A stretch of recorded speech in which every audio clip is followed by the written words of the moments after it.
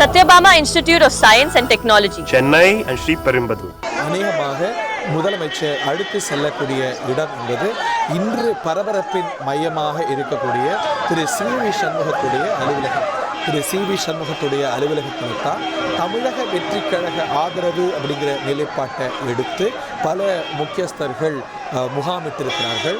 அங்கே முகாமிட்டிருக்கக்கூடிய அதிமுக முக்கியஸ்தர்கள் என்று பார்த்தா டாக்டர் சி. விஜயபாஸ்கர், கொங்கு மண்டலத்துடைய தளபதியாக இருக்கக்கூடிய திரு எஸ்.பி. வேலுமணி மற்றும் திரு எம்.ஆர். விஜயபாஸ்கர், திரு ஆர். காமராஜ், நத்தம் இரா விஸ்வநாதன், துணை பொதுச் செயலாளரும் கூட அவங்கெல்லாம் அங்கே கூடியிருக்கிறாங்க. ஸோ அவர்களை சந்தித்து பேசுவது என்பது அடுத்து அவர் மேற்கொள்ளக்கூடிய அடுத்த சந்திப்பு என்பது இதைவிட முக்கியமாக பார்க்கப்படுகிறது. ஏனென்றால் காங்கிரஸ் என்ற உறவு இந்த ஆட்சி அமைந்த உடனேயே ஆட்சி உருவாகிறதுக்கே பெரிய காரணமாக இருந்தது.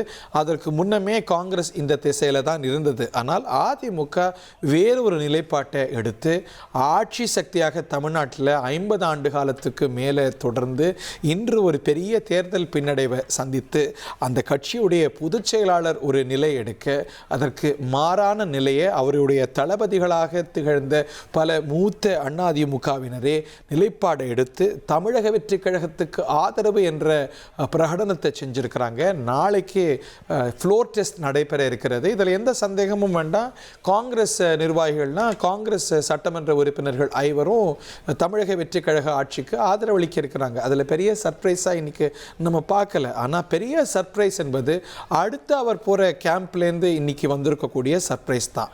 அதிமுகவுடைய சட்டமன்ற குழு 2ஆக செங்குத்தாக பிளந்திருக்கிறத நம்ம பார்க்கின்றோம். எந்த பக்கம் எவ்வளவு நம்பர் இருக்கிறாங்க அப்படிங்கிறது இன்னும் கொஞ்ச நேரத்தில் தான் நமக்கு தெரியும். நாளைக்கோ இன்னைக்கோ அது it is still in flux. இன்னமும் கூட அது வாலட்டைலாக இருக்கிறத நம்ம பார்க்கின்றோம். அதிமுகவுடைய சட்டமன்ற குழுவில் பெரிய பிளவு ஏற்பட்டிருக்கிறத பார்க்கின்றோம். இதுதான் அதிமுக சட்டமன்ற குழு என்று திரு எடப்பாடி பழனிசாமி பறைசாற்ற, இல்லை இதுதான் சட்டமன்ற குழு அப்படின்னு திரு எஸ்.பி. வேலுமணியை தலைமையாக கொண்ட ஒரு சட்டமன்ற குழு ஒன்றும் செயல்படுறதை நம்ம பார்க்கின்றோம். இன்னைக்கு தமிழ்நாடு சட்டமன்ற பேரவை அலுவலிலேயே 2 குழுவுக்கும் பேசுறதுக்கான வாய்ப்பு இருக்கிறத பார்த்தோம். முன்னாள் முதலமைச்சர் திரு எடப்பாடி பழனிசாமி பேசினார். அவருடைய சகாவான திரு எஸ்.பி. வேலுமணியும் கூட பேசினார். ஸோ அந்த ஒரு பிளவு சட்டமன்றத்திலேயே இன்னைக்கே வெளிப்பட்டதை பார்த்தோம். இன்னைக்கு சபாநாயகரை 2 பேரும் தனித்தனியாக சந்தித்ததை பார்த்தோம். அடுத்த முக்கிய நிகழ்வு என்பது காங்கிரஸ் அலுவலகத்திலிருந்து முதலமைச்சர் விஜய் புறப்பட்டு செல்லக்கூடிய இடத்துல தான் ஒரு மிக முக்கியமான சீன் ஆஃப் ஆக்ஷனாக பார்க்கிறோம். அந்த சந்திப்பு தான் பல அரசியல் உட்செய்திகள் புதைந்த ஒரு நிகழ்வாக பார்க்கின்றோம். ஓவராலாக இந்த அப்ரோச்சையே பலரும் அங்கீகரித்து பெரிய ஆமோதிப்போடு வாழ்த்தக்கூடிய செய்திகளை நம்ம பார்க்கின்றோம். ஏன்னா ஒரு முதலமைச்சர் வந்த உடனே அவருடைய அரசியல் செயல்பாடுகளை ப்ரொனவுன்ஸ்டாக செய்வார். விமர்சனங்கள் இருக்கும். விமர்சனமும் ஆஃப்கோர்ஸ் இருந்தது. திரு விஜய் அவர்கள் முதலமைச்சராக பொறுப்பேற்ற அந்த தருணத்திலேயே அரசியல் உரையாற்றினார்.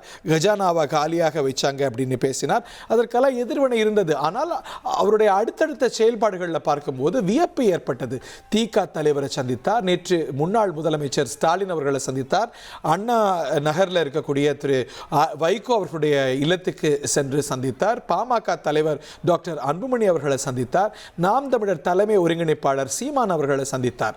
இன்று திரு காதர் மொஹிதீன் IOML தலைவர் மற்றும் அவருடைய நிர்வாகிகளை சந்தித்து தமிழ்நாடு காங்கிரஸ் கட்சி அலுவலகத்துக்கு சென்று அங்கே நிர்வாகிகள் தொண்டர்கள் எல்லாம் பெரிய கூட்டத்துக்கு மத்தியில் சந்தித்து அடுத்து எங்கே புறப்படுகிறார் முதலமைச்சர் அப்படிங்கிறதுல தான் பெரிய முக்கிய செய்திகள் அடங்கியிருக்கிறது.